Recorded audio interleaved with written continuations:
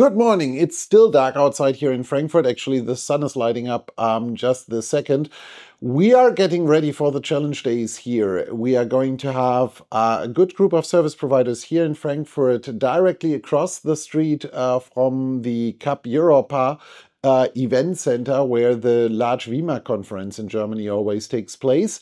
We are going to sit down with these service providers together and actually work on what is actually required and what do you need to know around VCF, NSX, and a lot of other topics for service providers. Combined with a lot of hands-on labs, it will be 2 days packed.